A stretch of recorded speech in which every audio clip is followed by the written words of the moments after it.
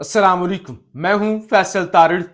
Overseas पाकिस्तानियों की lobbying ने जी कमाल कर दिया है। फार्म 47 की हुकूमत को उड़ा कर रख दिया गया है। पहला इंटरनेशनल राबता भी हो चुका है और यहां पाकिस्तान में सरेंडर भी हो चुका है। खबर यह है कि पिछले कई दिनों से आप सुन रहे थे कि खान का फौजी ट्रायल होगा, फैज हमीद को सजाए मौत सुना दी जाएगी, फैज हमीद को 9 मई का भी मास्टरमाइंड डिक्लेयर कर दिया जाएगा और साथ ही इमरान खान को भी फौजी हिरासत में ले लिया जाएगा। और फिर ना कोई अदालत ना कोई मुलाकात, यानी फिर रावी चैन ही चैन लिखेगा। खबर यह है बरतानवी वजीरे खारजा डेविड लीमी, उनकी जानब से एक दावा किया गया है और वो कहते हैं कि मेरा पाकिस्तानी हुकाम से राब्ता हुआ है। और बरतानिया जब राब्ता करता है ना, वो इसहाक डार से राब्ता नहीं करता, ना वो शहबाज शरीफ से करता है, वो डायरेक्ट आर्मी चीफ से राब्ता करते हैं।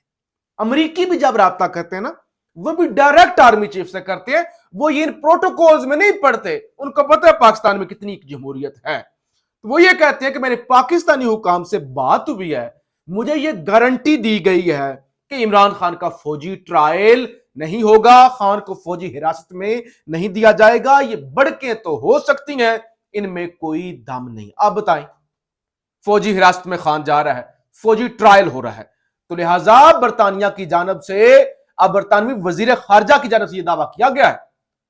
अगर उन्होंने यह दावा किया है तो उन्होंने किसी रिपोर्टर से पूछ कर दावा नहीं किया, या किसी जो है वो अखबार का आर्टिकल पढ़ के यह दावा नहीं किया। तो लिहाजा इसके बाद आप समझ सकते हैं कि किस तरह वो जो बढ़के मारने वाले थे उनकी बस हो गई। दूसरी तरफ वजीर दिफा यानी पाकिस्तान के वजीर दिफा ख्वाजा आसिफ, उनकी जानब से इमरान खान की मिन्नत की गई है, तरला किया गया है कि कहते हैं हमें वैसे तो पता है कि इमरान खान जो असल हुक्मरान है, जो एस्टैब्लिशमेंट है, उनसे मुज़ाकरात चाहते हैं, लेकिन हमारी तरफ से दरवाजे खुले हुए हैं, हम इंतजार में हैं कि इमरान खान आए, हमारे साथ बात करें, तो हमारी तरफ से मुज़ाकरात की ऑफर मौजूद है। तीसरी खबर यह है जनाब, इस वक्त शहर इक्तदार के अंदर एक इंटेलिजेंस रिपोर्ट का शोर है कि एक सिविलियन एजेंसी, अब सिविलियन एजेंसी आपकी FIA हो सकती है, आपकी IB हो सकती है, उनकी जानब से शहबाज शरीफ को जो है वो एक रिपोर्ट सबमिट की गई है। बताया गया है कि जो PTI का 24 नवंबर का एहतजाज है ना, जो फाइनल कॉल है, जो डू और डाई वाली है, उसमें 9 मई तर्ज का वाकया हो सकता है।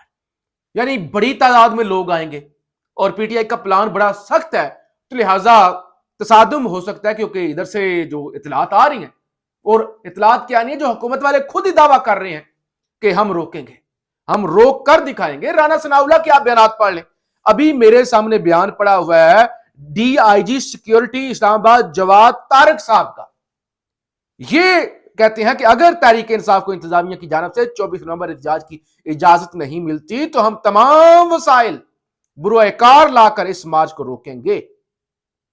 फिर वो कहते हैं चाहे जो भी करना पड़ा हम रोकेंगे, और राना सनाउल्लाह भी कह चुके हैं भाई कि हम रोकेंगे। तो लिहाजा इधर से PTI की भी बड़ी तादाद होगी। तो वो कहते हैं सिविलियन एजेंसी ये दावा कर रही है कि तसादुम हो सकता है, और इस मामले को लेकर नेशनल सिक्योरिटी कौंसिल और नेशनल एक्शन प्लान पर मीटिंग तलब कर ली गई है। यानी तमाम स्टेक होल्डर्स में आर्मी चीफ भी हैं, जिसमें तमाम बाकी चीफ्स भी हैं और खुफिया एजेंसियां भी हैं, सबको बुला लिया गया 24 नवंबर की खान की फाइनल कॉल को लेकर। जबकि इस पर तैयारियां क्या हो रही हैं, चल क्या रहा है, जल्दी से खबर यह है कि 24 नवंबर की final call PTI क़यादत मुतहर्रिक Bushra Bibi की ISF और यूथ विंग के रहनुमाओं से मुलाकात, इमरान खान का पैगाम पहुंचाया। बुशरा बीबी ने कहा इमरान खान को नौजवानों से बहुत तवक्कुआत हैं, नौजवानों को मुतहर्रिक किया जाए।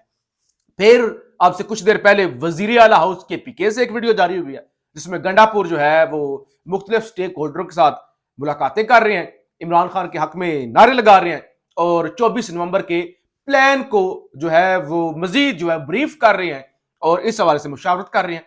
फिर हमाद अजहर का भी एक वीडियो पैगाम आया अभी, और उन्होंने भी कहा कि पूरा पंजाब खड़ा हो, वो अपने लोगों के साथ ताउन भी करें, निकलें भी, और सिर्फ PTI नहीं बल्कि पूरा मुल्क जो समझता है कि उसकी जिंदगी अजीरन है, वो गुलाम बन चुका है, تو لہٰذا وہ یہ ڈو اور ڈائی والی کال ہے, یہ فائنل کال ہے, اس کے اندر اپنا حصہ ضرور ڈالے. تو لہٰذا پی ٹی آئی تیاریاں کر رہی ہے. دوسری طرف ایک اور خبر یہ آئی ہے کہ تحریک انصاف کا 24 نومبر کے احتجاج والے معاملے کو لے کر پارٹی قیادت نے تمام رہنماؤں سے 2 فوکل پرسنز کے نام مانگ لیے. پارٹی نے ہدایت کی ہے کہ تمام MNAs, MPAs اور پارٹی رہنما 2 نام اور نمبرز پارٹی قیادت کو بھجوائیں. کسی بھی رہنما کی گرفتاری یا غیر موجودگی میں ان دونوں فوکل پرسن رابطہ کیا جائے. یعنی جو بھی ایم پی ہے, جو بھی ایم این اے ہے, جو بھی ٹکٹ ہولڈر ہے, وہ اپنے ساتھ موجود 2 بندوں کا نمبر دے. اگر وہ گرفتار ہو جاتا ہے, اس سے رابطہ نہیں ہو پاتا, تو پھر اس کی خبر لی جا سکے. یعنی اس دفعہ منظم کام ہوگا, اس طرح نہیں کہ کوئی چھپ جائے, کوئی شوکیہ گرفتاری دے دے, تو اس طرح نہیں. پھر اڈیالہ سے بھی خبر آئی کہ خان کی جانب سے بھی فوکل پرسنز جو ہے وہ 3 فوکل پرسن ان کا نوٹیفیکیشن ہو گیا ہے. عمر ایوب, بیرسٹر گوہر اور سلمان اکرم راجہ, یعنی یہ تینوں جو ہے وہ احتجاج کے حوالے سے مشاورت اور لیڈ کریں گے اور ان کا اہم کردار ہوگا. اور باقی جو فیصلہ ہے نا, حتمی فیصلہ, وہ خان خود ہی کرے گا. یہ جسٹ فوکل پرسن کی حد تک ہے, باقی جتنی بھی مشاورت ہے وہ خان کی جانب سے خود کی جائے گی. یعنی اس دفعہ کوئی وہ دوسرا تیسرا جو ہے نا آپشن, وہ کسی کے پاس بھی موجود نہیں ہے. اچھا جی, اس کے علاوہ جو ہے وہ مولانا فضل الرحمان کا بھی آج ان کی بھی پریس کانفرنس ہوئی, اور انہوں نے کہا کہ ہماری جو ہے اس ملک کے اندر ہم مشکوک ہو چکے ہیں, کسی کا کچھ بھی زندگی کی گارنٹی نہیں ہے, کچھ بھی محفوظ نہیں ہے. بلوچستان میں حکومت کی رٹ نظر نہیں آ رہی, حکومت کی تمام تر توانائیاں سیاست پر صرف ہو رہی ہیں, تو لہٰذا جو ہے ملک جو ہے نا وہ ڈوب رہا ہے, تیزی سے ڈوب رہا ہے.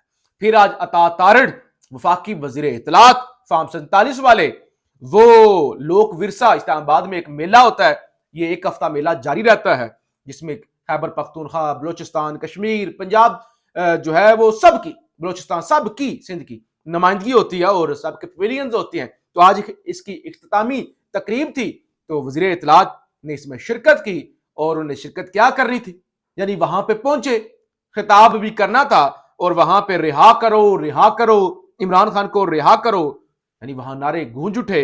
اور قیدی نمبر 804, نہ وہ باغی نہ غدار, قیدی نمبر 804, فارم 47. تو یہ یعنی اسلام آباد کے اندر ابھی سے اس طرح کا ماحول بننا جو ہے وہ شروع ہو گیا ہے. اور پھر کل کا دن بڑا اہم ہے, سپریم کورٹ سے بڑی خبریں آ سکتی ہیں, کیونکہ آئینی بینچ آرمی چیف کی ایکسٹینشن والے معاملات کو لے کر, دیگر معاملات کو لے کر. پھر کل اسلام آباد ہائی کورٹ سے بڑی خبریں کہ عمران خان کے خلاف جو درج مقدمات ہیں اس حوالے سے جو ہے وہ تفصیل کے حوالے سے کیس جیسے ارباب طاہر صاحب کے پاس ہے. پھر جناب توشہ خانہ کا کیس, پھر القادر ٹرسٹ والا اڈیالہ جیل کے اندر کیس, پھر جو جیل اتھارٹیز کی جانب سے اور کمشنر کی جانب سے, چیف کمشنر کی جانب سے اسلام آباد ہائی کورٹ سے رجوع کیا گیا کہ وہ جیل کے ضابطے کی جو ایک شک ہے کہ سیاسی گفتگو پر پابندی ہے, وہ کلعدم ہو گئی تھی. جیسے سردار اجاز حساق خان صاحب کی عدالت سے, تو اس کو بحال کیا جائے, تو اس پر بھی جسٹس سمر رفعت امتیاز اور چیف جسٹس عامر فاروق صاحب سماعت کریں گے. تو لہٰذا اس حوالے سے کل ایک بڑا اہم دن ہے.